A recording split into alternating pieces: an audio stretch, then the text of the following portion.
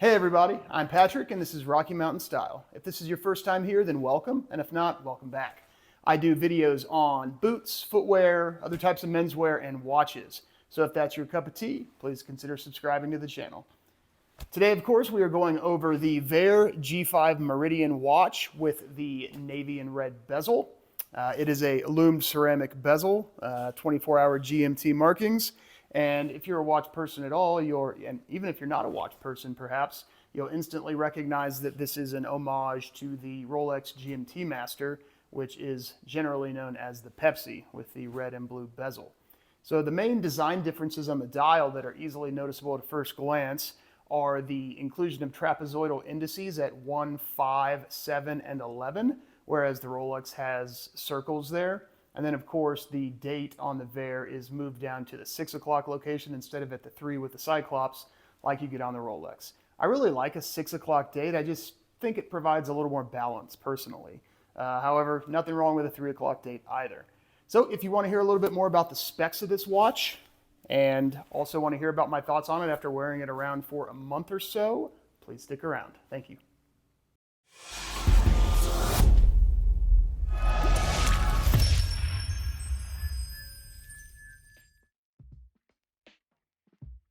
The Vaer G5 Meridian case is made of 316L stainless steel. It's 20 mils, lug width is nice and easy for lots of different straps. 39 mil case diameter is right in that sweet spot most people are looking for.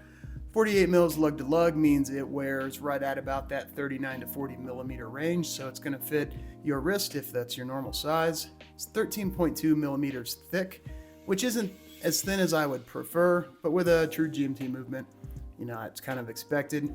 15.5 mils to the top of the double-domed AR-coated sapphire crystal.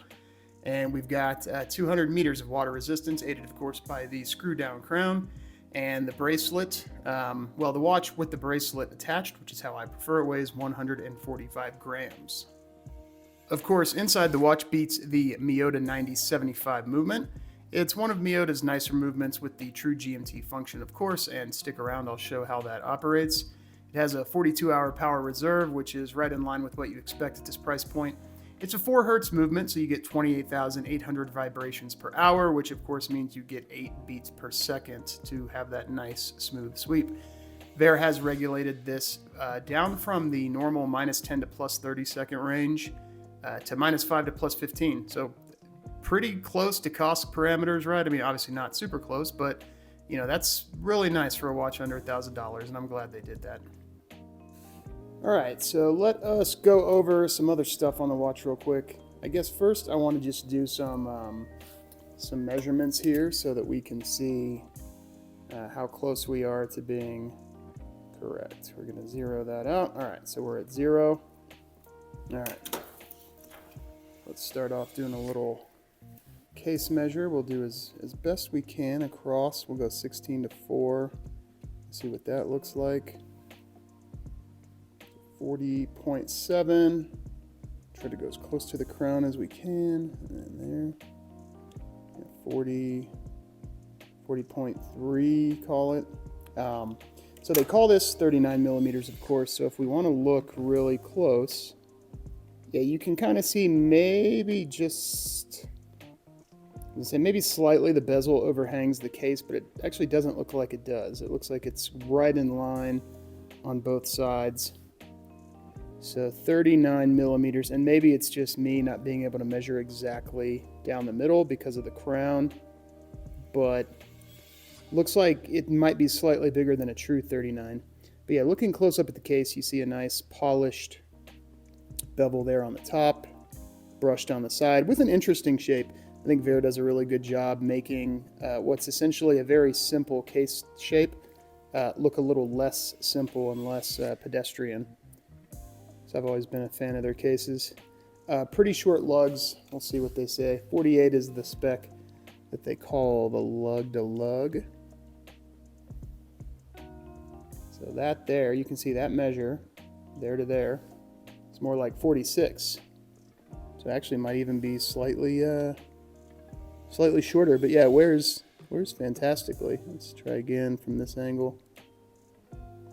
Yeah, 45.9. So there you go. and then thickness. So with that domed crystal, you see that's obviously going to add a few millimeters, but they say, you know, under 14, you know, in the 13s without, and they say just, you know, 15 and then I think they say 15.6. So yeah, so that's a spot on measurement. And then of course 20 lug to lug, not going to measure that because it fits 20 mil. All right, so I want to show off the bracelet real quick. This is of course the Jubilee style bracelet. You know, it's got, you know, as with any 5-link, even a Rolex, it's got, you know, some amount of articulation like that. No big deal there. Really big fan of this. So I do have a Rolex Jubilee. I have a Datejust 41 with the Jubilee bracelet. So I was able to sort of compare the two. And as you'd expect, the Rolex bracelet is nicer. It's, you know, slightly better built. But I say slightly because they're actually, you know, feeling both of them at the same time, there's actually not as big of a difference as you would imagine. Which is interesting. I think that says a lot about Vaer, but I'm not saying it's Rolex quality, but you know, it's it's pretty good for under $1,000. So milled clasp. You've got this micro adjust here, which is nice, or quick adjust, I guess. So you can go all the way in. So that's the smallest, and then you can go out. I think that's like 3. Quick. Kind of hard to do with these gloves on. Yeah, all right, well, there we go. There's an in-between, and then it gets bigger. So you've got micro adjust there, which is really nice. You know, the clasp here has double pushers. Overall, just a really nice bracelet. I've really enjoyed wearing it. I have almost exclusively worn it on that guy there. I have not really, oh, hang on one second. I just realized my little holder had, there was something in the picture right on the edge. So I apologize for that. Better now. But of course this comes with these 2 straps, and you can add, you can change for, you know, some different straps cost extra money, but you've got the sort of nylon woven strap there, 2-piece of course, and then this FKM rubber strap. I don't like rubber straps. You know, as far as rubber straps go, this one's fine, but I just don't like rubber straps, so I can't really comment on them. This is better than any others that you might see, because I wore it once just to say I wore it, and I'm never going to put it on again. So if you like rubber, I'm sure it's just fine. This one actually is pretty nice, the nylon one. I like the material, but usually you see straps, this material, in a NATO configuration, which, you know, the more I have watches and get older and my tastes change, I really don't like NATOs at all. So, excuse me, I'm glad this didn't come with a NATO, because I like this one well enough. The quick adjusts are nice. They work really well. They're very easy. You can see they're just really, you know, the opening's really nicely cut. No frayed edges or anything. Yeah, everything's just really nicely done with the Vaer. They did send a little tool, which is cool. So that's to resize the bracelet, of course. So you've got multiple size screwdrivers. You know, one on that side. You've got one on this side. There you go. And then these. I thought these pulled out. Yeah, maybe not. Maybe it's just my glove. I'm gonna take it off. Yeah, that pulls out and then has a you know, pusher on the other side if that's the kind of thing that you need going on there. So yeah, really nice tool inclusion with the bracelet.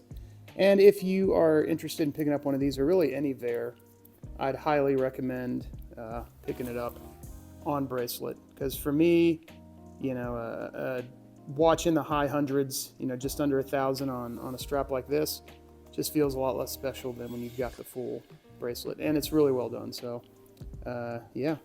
What else about the watch? Of course, you know, there's the back. We've already seen that in the movement video. And you've seen more close-ups. Oh yeah, you can see there the quick adjust, or the quick change even on the bracelet has that. So you don't really need tools to change any of these things, which is really nice. Bezel, 120 click, bidirectional, which is nice.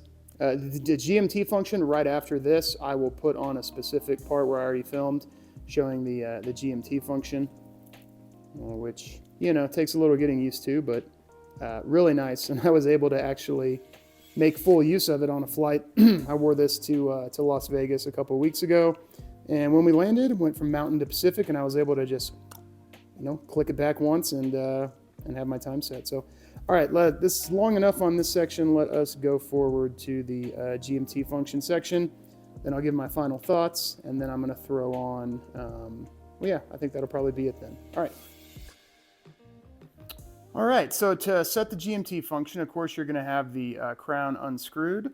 We're going to wait until the second hand gets to the very top to pull it out to position 2 to go ahead and hack that. So we're going to stop it right there. All right, so now in position 2, you can see that our time moves like it normally does with the minute hand, hour hand, and then the GMT hand moving as well. So what you want to do is you want to use your local time GMT hand there to, or actually call it home time GMT hand there to put it on what time you want using the outer bezel. So we're going to act like it's 4 o'clock, which would be 1600.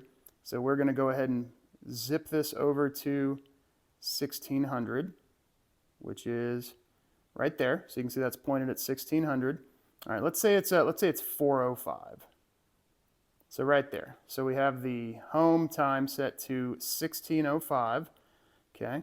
All right, you push back in. So we're now in the original position. If you just pull this out to position 1, just one click, you can see because of the true GMT function, the second hand is still moving. So the watch is still keeping time as it should. Now, let's say we are going from where I'm at in Mountain Time Zone to the East Coast, okay? So right now you see it's showing 4:05 because that's how I had it set before. But if we're going to the East Coast, we want to be, say, 6:05, right? 2 hours ahead of Mountain Time. So one click, 2 clicks. Easy as that.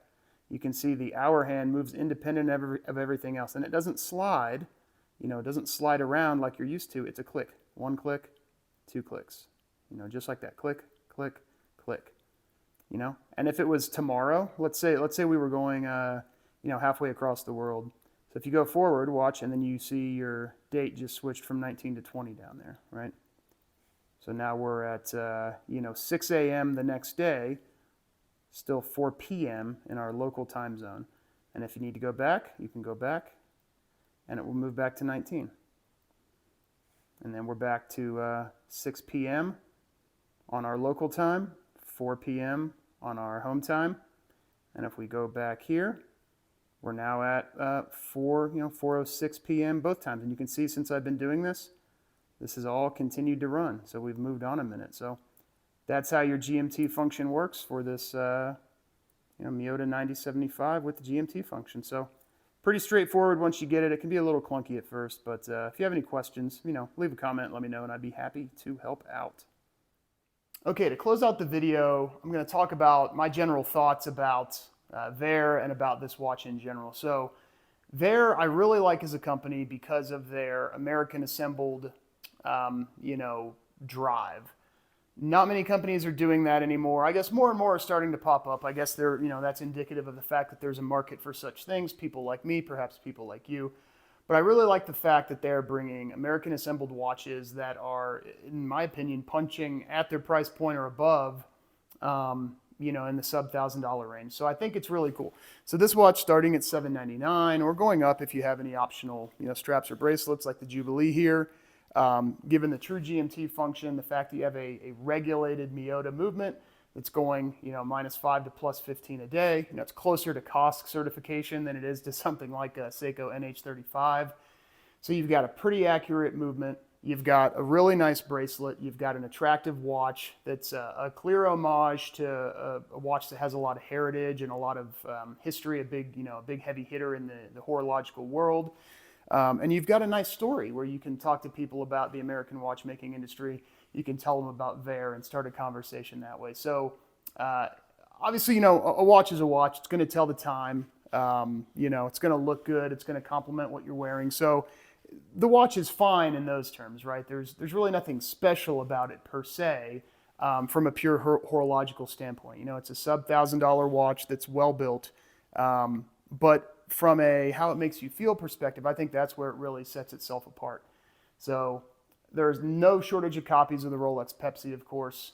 Based on what I've looked at price-wise, I think for me personally, this is going to be one of the best options if you want something that looks like a Rolex Pepsi without paying 20 grand if you want one today. So I've had no issues whatsoever in my month of wear. I haven't had any issues setting the time, winding the watch. Haven't had any, at least that I've noticed, haven't had any timekeeping issues.